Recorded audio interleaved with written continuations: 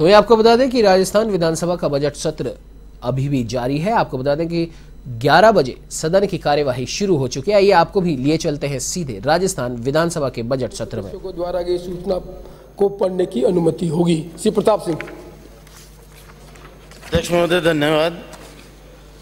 मेरे विधानसभा क्षेत्र छबड़ा में 2018 से पिछली सरकार के समय और वर्तमान सरकार के समय माननीय सदस्य, मैं फिर निवेदन करूंगा, हर मिनिस्टर के चेंबर हैं, माननीय सदस्य प्लीज गो टू चेंबर। आज तक नहीं लगे हैं उसको मैंने इस बाबत पीएचडी के chief engineer ACS Shri PhD के एसीएस श्री सुधांशु जी पंत और मुख्यमंत्री कार्यालय को भी अवगत कराया है। पर मुझे दुख है कि 2018, 19 और 20 में जो हैंडपंप स्वीकृत हुए थे आज तक नहीं लगे हैं। इसी प्रकार से 3 फरवरी 2022 को राज्य सरकार द्वारा हैंडपंप सुधारने के आदेश जारी किए, पर मुझे दुख है कि आज तक छबड़ा और छिबड़ौद में किराए के वाहन लेकर रिपेयर कराने का कोई काम नहीं चल रहा है। वहाँ पर व्यवस्था गंभीर स्थिति बनी हुई है। वैसे भी हमारा इलाका पहाड़ी क्षेत्र है, इसलिए मेरा सरकार से मांग है कि जल्दी से जल्दी गाड़ियां लगवाकर हैंडपंप रिपेयर का अभियान चलवाएं।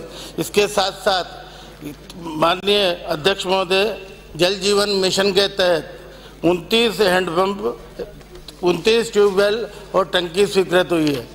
उसमें स्वीकृत हुए करीब 3 माह हो गए हैं, पर 3 माह के बाद वर्क ऑर्डर देने के बाद एक हैंडपंप, एक ट्यूबवेल मंडोला में खोदा है और उसमें भी जो केसिंग और वो जो पाइप लगाए हैं वो भी जिस गुणवत्ता के सैंक्शन है उस गुणवत्ता के नहीं लगाए गए हैं। तो मेरा आपके माध्यम से ये भी ये भी निवेदन है कि इस मामले में पूरी जांच करवाएं और जो हैंडपंप स्वीकृत हैं, जो ट्यूबवेल स्वीकृत हैं, जो टंकी स्वीकृत है उसको शीघ्र लगाएं।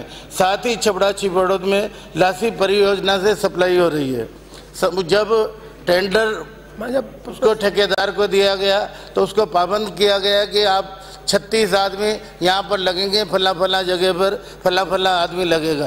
पर मुझे बताते हुए दुख है कि उस ठेकेदार ने मात्र 8 आदमी वहाँ पर लगा रखे हैं। अगर 8 आदमी से ज़्यादा लगाए हुए तो उसने जो पीएफ दिया है, उसने जो सैलरी दी है वो कहीं ना कहीं मेंशन की होगी, आप उसको दिखवा सकते हैं। मैं समझता हूँ छबड़ा और छिबड़ौद 12 जिले का दूसरा सबसे बड़ा कस्बा है, उसमें इस तरह की पानी हो और मेरे सहित वहाँ के चेयरमैन को मुकदमा दर्ज करवाना पड़े पीएचडी के खिलाफ, ये सरकार के लिए शर्मनाक बात है।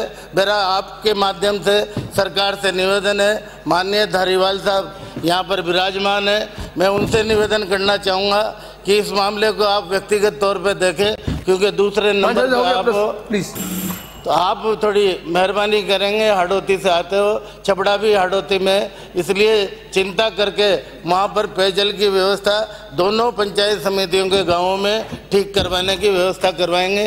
आपने समय दिया, बहुत बहुत धन्यवाद। चंद्रभान सिंह आज्ञा। माननीय सभापति महोदय, आपने मुझे स्थगन में बोलने का मौका दिया, उसके लिए धन्यवाद। माननीय अध्यक्ष महोदय, प्रदेश में भरतपुर स्थित केवला देवी राष्ट्रीय उद्यान पहली आर्किड प्रवासी जल पक्षी का एक महत्वपूर्ण शीतकालीन स्थल है तथा यह प्रवासी एवं गैर प्रवासी स्थानीय प्रजनन पक्षियों के विशाल संख्या में जमावड़े के लिए जाना जाता है। उक्त अभ्यारण्य में बड़ी संख्या में अफगानिस्तान, तुर्कमेनिस्तान, चीन और साइबेरियन जलीय पक्षियों के लिए प्रमुख शीतकालीन क्षेत्रों में से एक है। उद्यान में दुर्लभ साइबेरियन क्रेन पक्षियों के कुछ 375 प्रजातियों के प्रलेख किया गया है। इस पक्षी विहार बर्ड सेंचुरी में बिना देखे बोलो ना, आप देख के बोल रहे हो। माननीय सभापति महोदय, भरतपुर गए नहीं? गया हूँ। हाँ बोलो। उनमें सबसे पहले वहाँ काफ़ी पक्षी आते हैं, काफ़ी देश विदेशों से पक्षी आते हैं। उन पक्षियों को वहाँ टिक नहीं पा रहे हैं क्योंकि वहाँ एक पानी की काफ़ी दिक्कत हो रही है। पानी के लिए माननीय मंत्री महोदय ने पहले घोषणा भी करी थी 550 करोड़ की, वो पानी भी अभी तक विधिवत नहीं पहुँचा है। उसके लिए टेम्परेरी जो आगे के डैम है, उन डैम के माध्यम से अगर वहाँ पानी पहुँचा दिया जाता है तो जो पक्षी आ रहे हैं वो पक्षी स्थापित रहें, अच्छी व्यवस्थित वो पक्षी वहाँ रह सकते हैं। इसलिए माननीय अध्यक्ष महोदय, सरकार को उन पक्षों की अच्छी व्यवस्था देखकर उस वहाँ कैसे अच्छा डेवलपमेंट कर सकते हैं उसको करने की अनुमति प्रदान करें। धन्यवाद। 295 श्री छगन सिंह। धन्यवाद अध्यक्ष महोदय।